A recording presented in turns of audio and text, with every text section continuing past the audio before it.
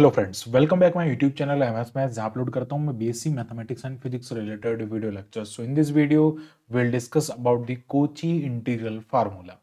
सो ये जो फार्मूला देख रहे हैं आप, इसको हम कहते हैं कोची इंटीग्रल फार्मूला। इसका हम यहाँ पे प्रूफ करने वाले हैं कैसे ये फार्मूला आता है। कोची थ्योरम्स की हेल्प से हम इसको यहाँ पे प्रूफ करेंगे। सो वीडियो को आपको अगर वीडियो अच्छा लगे तो आप इसको लाइक करें, शेयर करें एंड कोई भी आपका सजेशन या डाउट है तो आप हमको कमेंट बॉक्स में पूछ सकते हैं।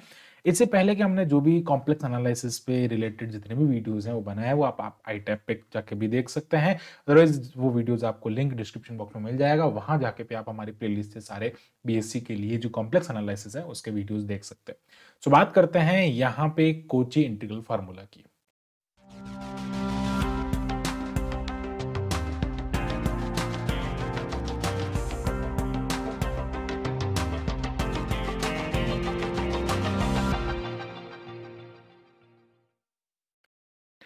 सो देखते हैं कोची इंटीग्रल फार्मूला क्या होता है। कोची इंटीग्रल फार्मूला जो है, ये वाला जो आप फार्मूला देख रहे हैं, इसको हम कहते हैं कोची इंटीग्रल फार्मूला।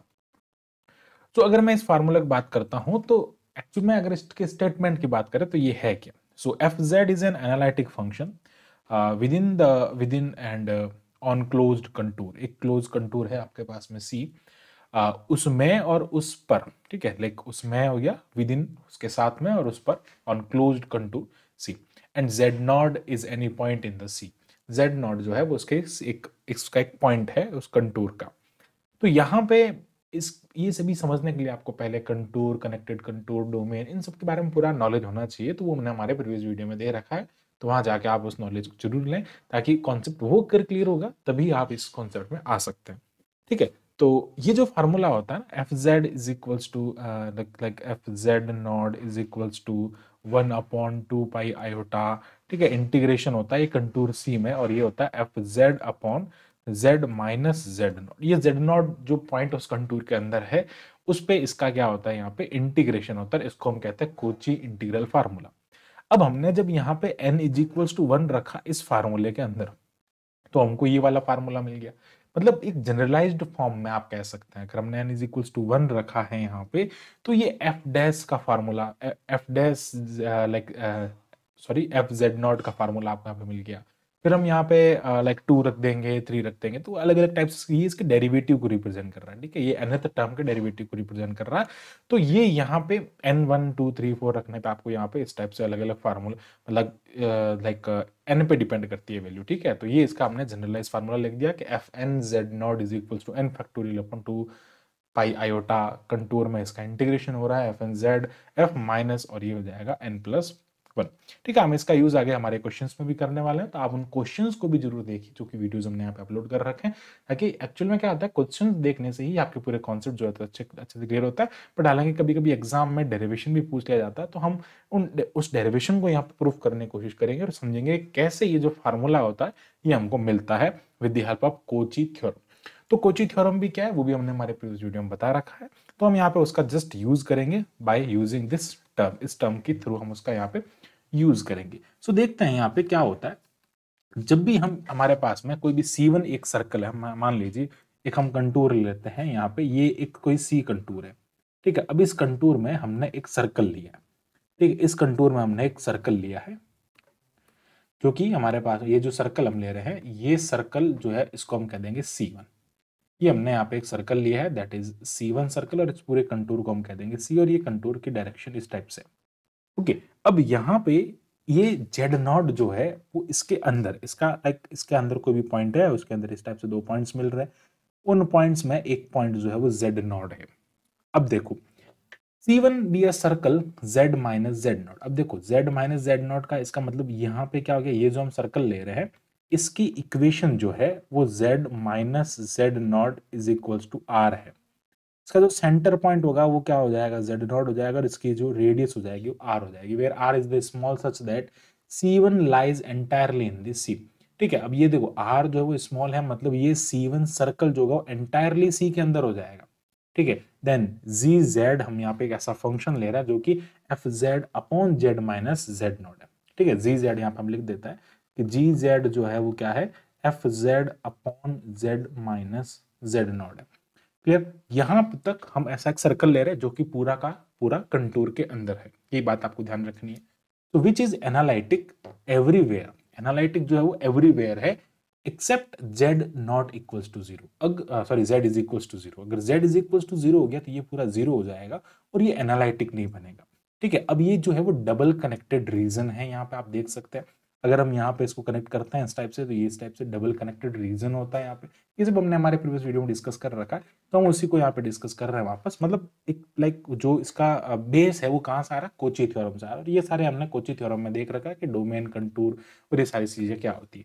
तो सर्कल जो है वो इसके अंदर है। यहाँ पे जी जेड जो है हमने यहाँ पे कंसिडर किया है, जो कि F Z upon Z minus Z naught है। अगर मैं यहाँ पे z is equals to Z naught ले लेता हूँ तो ये एनालिटिक फंक्शन डिफाइन ही नहीं होगा इन दैट केस। ठीक है, अपन डिनोमिनेटर में कभी भी जीरो नहीं होना चाहिए ना, तो इन दैट केस ये जो है वो डिफाइन नहीं होगा। तो ये इसकी स्पेशल कंडीशन होगी। तो इस सर्कल पे हम इसका फाइंड करने की कोशिश करेंगे। यहाँ पे ये जो लाइक इसका फार्मूला होता है वो हम यहाँ पे डिराइव करते हैं। ठीक है, अब सबसे पहले हमने क्या किया, यहाँ पे ये पूरा जो z है, इस z को अब हमने कह दिया like this is not z।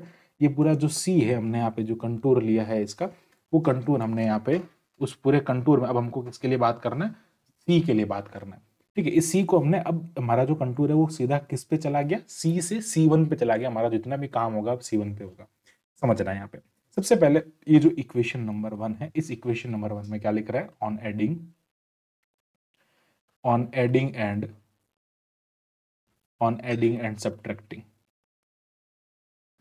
on adding and subtracting, इसमें हम क्या कर रहे हैं, टर्म को जोड़, हमको वो फार्मूला बनाना है ना, वो वाला टर्म्स उस टाइप से उस फॉर्मेट में लाना है। ठीक है, हमको ये एक्चुअली ये वाला फार्मूला प्रूव करना है ना, तो इस फार्मूले के लिए हम क्या करते हैं, यहाँ पे इसको एफ जेड जो है इसमें ऐड भी करते हैं और ये भी लाइक सब्ट्रैक्ट भी करते हैं। तो यहाँ से हमको जो इसका वैल्यू मिलेगा, सो यहाँ से ये हो जाएगा इंटीग्रेशन c1 और ये हो जाएगा F Z plus F Z naught minus ये हो जाएगा F Z not and upon में आ जाएगा ये z minus Z not D Z. ठीक है, और ये जो वैल्यू है वो आपके पास में c1 gz dz है। ठीक है, ये हमने यहाँ पे कंसिडर किया और ये वाली वैल्यू हमने यहाँ पे पुट किया, और कुछ नहीं किया। अब देखो, अब हम क्या कर रहे हैं, यहाँ पे ये जो फार्मूला आया हमारे पास में, इसको हम अब करते हैं अलग अलग, और अलग अलग करने पे हमारे पास में जो आएगा वो क्या आएगा समझते हैं। देखो, ये हो जाएगा integration of G Z in c1 contour that is equals to, अब हम इसको अलग अलग कर देते हैं। तो c1 ये हो जाएगा F Z naught upon Z minus Z not D Z, and ये एक फंक्शन जो बन रहा है आपके पास में वो हो जाएगा F Z minus F Z naught upon Z minus Z not D Z. अब ये दो केसेस हमारे पास में आ रहे हैं, इसको हम कह देंगे इक्वेशन नंबर 2। नाउ अब जो ये फर्स्ट वाला टर्म है, इस टर्म पे थोड़ा एनालिसिस करेंगे और इसको समझने की कोशिश करेंगे। हम इसको क्या करेंगे, ये जो टर्म आ रहा है एक्चुअल में हम क्या करते हैं, इसको हम कार्टेशियन कोऑर्डिनेट सिस्टम से, यानी कि जो कॉम्प्लेक्स प्लेन है उसके अंदर हम इसको पोलर में कन्वर्ट करते हैं। तो कॉम्प्लेक्स के अंदर जो पोलर में कन्वर्ट करने का जो तरीका होता है, जो इसका मेथड होता है वो क्या होता है, ये समझते हैं उसके बारे में। तो c1z जो हम यहाँ पे कंसिडर कर रहे हैं कि integration of c1 F Z naught upon Z minus Z naught that is equals to, अब इसको क्या करना, हमको यहाँ पे क्या पुट करना, इसको हमें एनालिसिस करना है, यहाँ पे इसको समझना है, इसकी जगह हम क्या पुट करेंगे। तो जब भी आपके पास में ऐसा होता है तो हम क्या करते हैं, z is equals to Z plus E to the power iota theta रखते हैं। अब देखो ये एक्चुअल में है क्या, अगर आपको इसको इन जनरलाइज फॉर्म में अगर समझाऊं तो ये क्या होता है, सर्कल होता है। ठीक है, अब z minus Z not less then ये एक सर्कल है, तो सर्कल की रेडियस r और सेंटर z0 है। तो जब भी ऐसा होता है तो हम क्या करते हैं, z is equals to centre plus क्या करते हैं हम यहाँ पे r e to the power iota theta रखते हैं। आप इसको ऐसे भी समझ सकते हैं कि z माइनस जेड नॉट जो है वो हमने r e to the power iota theta रखा, फिर इसको हमने इधर भेजा है। ठीक है, centre plus radius into e to the power iota theta इसका पोलर होता है। ठीक है, अब यहाँ पे भैया dz भी है, तो इस dz की जगह भी हमको वैल्यू पुट करना पड़ेगा। तो यहाँ से dz का जो वैल्यू आएगा ये तो 0 हो जाएगा, प्लस यहाँ से आ जाएगा e to the power iota theta into आ जाएगा थीटा के रेस्पेक्ट में इधर करेंगे तो ये हो जाएगा आयोटा इंटू डी थीटा। ये वैल्यू हम यहाँ पे पुट कर देंगे। तो ये वैल्यू यहाँ पे पुट करने पे हमको यहाँ से क्या मिलेगा, देखो ये आ जाएगा आपके पास में, जब हम इसको सिंप्लीफाई करेंगे तो ये हो जाएगा integration of C1 F Z naught upon Z minus Z not D Z. इसकी जगह हम वैल्यू पुट कर रहे हैं, ठीक है। अब इंटीग्रेशन कंटूर जो है वो C1 हो जाएगा। अब एक्चुअल में यहाँ पे लिमिट भी चेंज होगी, तो जब हम यहाँ पे वैल्यू एक बार हम वैल्यू पुट कर देते हैं उसके बाद में इसकी लिमिट चेंज कर देंगे, तो लिमिट बाद में लगा देंगे, ठीक है। तो ये हो जाएगा एफ जेड नॉट अपॉन, इसकी जगह हम क्या पुट कर रहे हैं, r e to the power iota theta put कर रहे हैं, यहां से आप देख सकते हैं, ठीक है। एंड देन फिर क्या कर रहे हैं, देखो आप यहां से देख सकते हैं ये वाला जो टर्म है, इस टर्म से हमने ये वैल्यूज पुट की है उसके अंदर। फिर क्या करना है आपको यहाँ से, लाइक ये जो वैल्यूज हैं इसको हम यहाँ पे साथ में मल्टीप्लाई कर देंगे, तो मल्टीप्लाई में यहाँ पे डी जेड की जगह ये वाली वैल्यूज आ जाएगी, तो ये हो जाएगा iota r e to the power iota theta and d theta. तो यहाँ से r iota r e to the power iota theta जो है वो कैंसिल हो जाएगा। एंड देन अगर हम एक सर्कल की बात करें, तो सर्कल में जो थीटा होता है वो 0 से लेके 2 पाई तक होता है, ठीक है। सर्कल जो होता है इस टाइप का होता है, तो इस टाइप के सर्कल के अंदर थीटा जो चलता है ना, यहाँ से ऐसे बात करते हैं तो थीटा जो चलता है यहाँ से लेके यहाँ तक चलता है, मतलब 0 से 2 पाई तक चलता है। तो जो इसकी लिमिट होगी दैट विल बी 0 टू 2 पाई जो है वो इसकी लिमिट हो जाएगी। तो यहाँ से हमारे पास में ये वैल्यूज आ गई। तो अब हमको क्या करना है, थीटा के रेस्पेक्ट में इसको इंटीग्रेट करना है। तो जब हम यहाँ से इसको थीटा के रेस्पेक्ट में इंटीग्रेट करते हैं तो F Z not is the constant for this term and iota भी इसके साथ में आ जाएगा। और जब हम यहाँ पे 0 से 2 पाई डी थीटा का यहाँ पे इंटीग्रेशन करता है तो ये बन जाता है आयोटा एफ जेड नॉट, और यहाँ से ये आ जाता है 2 पाई माइनस 0, ठीक है। थीटा हो जाएगा, थीटा में वैल्यूज पुट करेंगे, upper limit minus lower limit, तो ये वैल्यूज आएगी आपके पास में और वो हो जाएगा 2 आयोटा एफ जेड नॉट। यानी कि जो हमारा इंटीग्रेशन C1 कंटूर में हो रहा है Z naught upon Z minus Z not, इसको हम यहाँ से इस टर्म से रिप्लेस कर देंगे। So this is equation number 3, ठीक है। ये हो जाएगा हमारा equation number 3। Now put in equation number 2। So on putting equation number 2, तो हम लिखेंगे on putting in equation number 2। तो ये वैल्यू जब उठा के हम कहाँ रखेंगे, इक्वेशन नंबर 2 में। तो जो इक्वेशन नंबर 2 है विल रिड्यूस इनटू सी, और ये हो जाएगा F Z upon Z minus Z naught जो कि जी जेड है, ठीक है। और ये हो जाएगा d z that is equals to, अब यहाँ पे इस टर्म की जगह हमने क्या रख दिया, यहाँ पे 2 pi iota F Z not हो जाएगा। अब इसके आगे वाला टर्म जो है वो एज इट इज रहेगा। अब हम उस पर एनालिसिस करेंगे, पहले हमने इसको समझा, अब हम इस पे बात करेंगे, ठीक है। अब इस टर्म को भी हम वहां लिख देंगे, तो ये क्या हो जाएगा यहाँ पे इंटीग्रेशन C1, ये हो जाएगा F Z naught minus F Z minus Z not, ठीक है। ये है F Z minus F Z naught upon ये हो जाएगा z minus Z not D Z, ठीक है। अब यहाँ पे इसके बारे में बात करते हैं, ये कौन सा फंक्शन, इसमें हम यहाँ पे यूज करेंगे कोची, लाइक कोची का जो कंटिन्यूटी वाला फॉर्मूला है, मतलब लाइक एक कंटिन्यूटी का जो कॉन्सेप्ट होता है वो हम यहाँ पे यूज लगाएंगे, ठीक है। कोची तो हमने इसमें यूज ले लिया, उस फार्मूला हम सीधा स्टार्टिंग से बात कर रहे हैं, जी जेड को हमने F upon F not upon Z में, यानी कि ये वाला जो टर्म था ये हम कोची की हेल्प से ले आए, कोची थ्योरम की हेल्प से। यहाँ पे हम कंटिन्यूटी का कॉन्सेप्ट यूज करेंगे। तो देखो ये एक कंटिन्यू लाइक एक कंटूर में कंटिन्यूस कंटूर है, ठीक है। तो अब इसमें देखो नाउ अगर हम बात करें यहाँ पे एफ जेड के बारे में, तो F Z is an analytic function. F Z जो है वो एनालिटिक फंक्शन है, और एनालिटिक फंक्शन जो कि कंटिन्यूस है, analytic function in C, then it is continuous at z is equals to z not. z is equals to z not पे हम इसकी कंटिन्यूटी को डिफाइन कर रहे हैं, कंटिन्यूस है। तो by the definition of continuity, by the definition of continuity, continuity की जो डेफिनेशन होती है, कंटिन्यूस लाइक जो फंक्शंस होते हैं उनकी डेफिनेशन ये कहती है कि F Z minus F Z not less than epsilon होता है when where z minus Z not is less than r। r हमने यहाँ पे कोई आर्बिट्री लिया है जो कि उसकी रेडियस को डिफाइन कर रहा है सर्कल की, ये सर्कल हम पहले भी ले चुके हैं।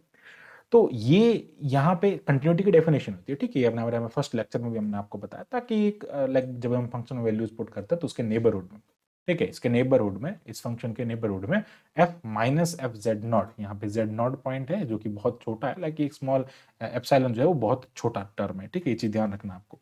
हियर यहाँ पे r जो है वो ग्रेटर देन 0, मतलब r नेगेटिव नहीं है, r जो है वो पॉजिटिव है, ठीक है, मतलब ये टर्म जो है वो टेंड करेगा जीरो की तरफ, अल्टीमेटली आर से छोटा है, आर जो है वो कैसा है, पॉजिटिव है, आर नेगेटिव नहीं है। तो ये चीज आपको ध्यान रखनी है, जो कि हमने आर यहाँ पे आर्बिट्री लिया। अब देखना यहाँ पे क्या हो रहा है, जब हम बात कर रहे हैं यहाँ पे, तो हमने जो यहाँ पे इंटीग्रेशन लिखा है कंटूर, ये हो जाएगा हमारा C integration C1 F Z minus F Z naught, F Z minus F Z naught upon Z minus Z naught, इसके बारे में बात करते हैं। ये हमारा इंटीग्रेशन, इसका हमने मॉड लिया। अगर हम इसको अलग अलग करते हैं तो ये क्या हो जाएगा, mod of F Z minus F Z naught upon ये हो जाएगा mod of Z minus Z not. ठीक है, अब हमारे पास में दोनों की वैल्यूज हैं, यहां से हम दोनों की वैल्यूज को पुट कर देंगे और ये हो जाएगा डी जेड। अब क्या करते हैं, इनकी वैल्यूज को पुट कर देते हैं, तो इनकी वैल्यूज हो जाएगी, ये C1 हो जाएगा और इसकी वैल्यू हमारे पास में आ रही है एप्सिलॉन। इसको हम लाइक अभी तो लेस देन है ये, ठीक है, अभी तो लेस देन, हम इसको इसके इक्वल लिख देते हैं। ठीक है, अगर हम इक्वल लिखेंगे तो हम इसको क्या लिखेंगे, यहाँ पे इक्वलिटी का साइन नहीं लगाएंगे, यहाँ पे क्या लिख देंगे, इसको लेस देन लिख देंगे। यहाँ पे ये जो है वो इससे लेस देन हो जाएगा, तो हम यहाँ पे वैल्यूज पुट कर देंगे। लेस देन के केस में हम यहाँ पे क्या रखेंगे, एप्सिलॉन अपॉन आर हो जाएगा, इसकी वैल्यू आर है, इसकी वैल्यू एप्सिलॉन है। ठीक है, और ये जो है वो यहाँ पे, अच्छा यहाँ पे मॉड जेड आ जाएगा, तो ये हो जाएगा मॉड डी जेड हो जाएगा। अब समझना है यहाँ पे हम क्या कर रहे हैं, यहाँ पे ये लेस देन हो जाएगा इससे, एप्सिलॉन अपॉन आर जो है वो बाहर आ जाएगा C1 मॉड डी जेड। अब देखो ये C1 जो है वो एक सर्कल है, ठीक है, सर्कल में लाइक इंटीग्रेशन जब करता है तो उसके सर्कमफ्रेंस के इक्वल होता है। सर्कल का इंटीग्रेशन क्या होता है, सर्कमफ्रेंस के इक्वल होता है। तो सीधा सिंपल तरीका है यहाँ पे कि जब भी हम यहाँ पे लाइन इंटीग्रल कर रहे हैं तो सर्कल का लाइन इंटीग्रल उसकी सर्कमफ्रेंस यानी कि 2πr हो जाएगा, तो that is less than epsilon r. ठीक है, ये हो जाएगा 2πr, तो r से r यहाँ पे कैंसिल होने पे ये मिल जाएगा आपको 2π एप्सिलॉन। तो इस टर्म की जगह पे हम क्या करेंगे, 2π एप्सिलॉन को रिप्लेस करेंगे इन द इक्वेशन नंबर 3। इसको हम चलो इक्वेशन नंबर 4 लिख देते हैं। इक्वेशन नंबर 4 में हम इस टर्म की जगह पे क्या रिप्लेस करेंगे, 2π एप्सिलॉन। वो कैसा है, इससे छोटा है। ये जो 2π एप्सिलॉन हम रखेंगे वो लेस देन टू, ये वाला टर्म जो लेस देन 2π एप्सिलॉन है, तो लेस देन इनइक्वालिटी का भी यूज करना साथ साथ में। समझते हैं कैसे करेंगे। Now on using in equation number 3, now by equation number 4। ठीक है, इक्वेशन नंबर 4 है, सॉरी। तो 4 से हम यहाँ पे क्या देखेंगे कि इक्वेशन नंबर 4 में जब हम यहाँ पे एप्सिलॉन को 0 ले लेते हैं, इक्वेशन नंबर 4, चलो एक काम करते हैं, पहले हम यहाँ पे ये समझते हैं भाई ये जो टर्म हमने लिया है इसको थोड़ा जनरलाइज कर देते, थोड़ा अच्छे से लिख देते। तो जो हमारे पास में C1 F Z minus F Z naught upon Z minus Z not वाला जो फंक्शन है डी जेड, ये जो है वो 2π एप्सिलॉन से लेस देन है। अगर हम यहाँ पे सिंस ये जो फंक्शन है वो कंटिन्यूस फंक्शन है और हम यहाँ पे कोई भी वैल्यू ले सकते हैं इसकी, एप्सिलॉन को अगर 0 ले लेंगे तो ये पूरा टर्म जो है वो कैसा हो जाएगा, 0 से लेस देन हो जाएगा। ठीक है, 0 से लेस देन हो जाएगा और हम इसको यहाँ पे 0 के इक्वल रख रहे हैं क्योंकि एप्सिलॉन ले रहा है, तो इसको क्या कर देंगे, सीधा सा हम यहाँ पे क्या कर सकते हैं, इसको 0 के इक्वल रख देंगे। तो इस टर्म को हम यहाँ पे 0 के इक्वल रख रहे हैं, आप समझना। नाउ अब देखो, नाउ इसके मॉड्यूलस की बात कर रहे हैं। ठीक है, नाउ बाय इक्वेशन नंबर 4, तो इक्वेशन नंबर 4 हमारे पास में क्या है, ये इक्वेशन नंबर 4 है। तो हम क्या करेंगे, यहां से इस टर्म को ले जाएंगे उधर, 2π आयोटा एफ जेड जो है वो लेफ्ट हैंड साइड में चला जाएगा। तो ये जो वैल्यूज आएंगे आपके पास में, दैट विल बी, ये हो जाएगा C F Z upon F Z minus Z naught, minus ये हो जाएगा 2π iota F Z naught. Okay, अब इनका भी हम ले लेंगे यहाँ पे मॉड। अच्छा, यहाँ पे डी जेड भी आएगा साथ में। इधर जो आ रहा है हमारे पास वो आ रहा है इंटीग्रल, C1 कंटूर में आ रहा है एफ जेड माइनस ये हो जाएगा F Z naught upon Z minus Z not. ठीक है, डी जेड, और ये हो जाएगा, इसकी वैल्यू हमने यहाँ पे 0 कंसिडर की है तो इसको हम यहाँ पे 0 रख देंगे। तो इसको 0 रखेंगे तो integration of C F Z upon Z minus Z naught minus 2π iota F Z not is equal to हो जाएगा 0। यहां से हमारे पास में इसका वैल्यू 0 आ रहा है, तो अब हमको क्या करना है, एक्चुअल में इसका वैल्यू फाइंड करना है। तो ये हो जाएगा C एफ जेड अपॉन ये हो जाएगा z minus Z not is equals to 2π iota F Z naught. तो ये आएगा एक्चुअल में इसका वैल्यू। अब हमको क्या करना है, एफ जेड नॉट का वैल्यू फाइंड करना है।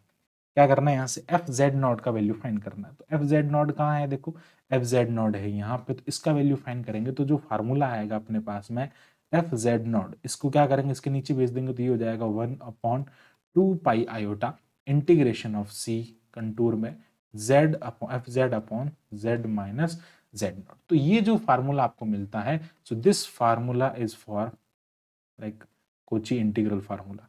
ठीक है, ये कोची इंटीग्रल का यहाँ पे क्या होता है, जनरल ये फार्मूला होता है, और अगर इसी को ही हम जनरलाइज कर देते हैं तो ये वाला फार्मूला यहाँ पे बन जाता है। तो ये एक्चुअल में इसका जो पूरा फार्मूला हमने यहाँ पे डिराइव किया, वो हमने क्या किया, इन दोनों टर्म को एनालिसिस किया। पहले हमने क्या किया, इस वाले टर्म को समझा, इस टर्म में इक्वेशन नंबर 1 में, तो जो ये वाला टर्म है, अगर हम बात करें, पहले हमने इस टर्म को देखा, ये वाला जो टर्म है, इस टर्म को हमने क्या किया, इसमें कन्वर्ट किया। ठीक है, पोलर में कन्वर्ट करके किया, एंड देन फिर हमने ये वाला जो टर्म है, इस टर्म को हमने एनालाइज किया, और एनालिसिस करने पर कंटिन्यूटी की हेल्प से हमने क्या किया, इसको जीरो के इक्वल कर दिया। ठीक है, ये वाला टर्म जो है वो अल्टीमेटली जीरो के इक्वल हो जाएगा। तो इसकी हेल्प से हम यहाँ पे जो है वैसे इसके लाइक फार्मूले को डिराइव करते हैं। सो आई होप आपको पूरा कॉन्सेप्ट जो है अच्छे से क्लियर हुआ होगा। So thanks for watching my video, keep watching MS maths, और इसी टाइप के फॉर मोर वीडियोस के लिए हमारे चैनल को सब्सक्राइब करें। Thank you, bye bye.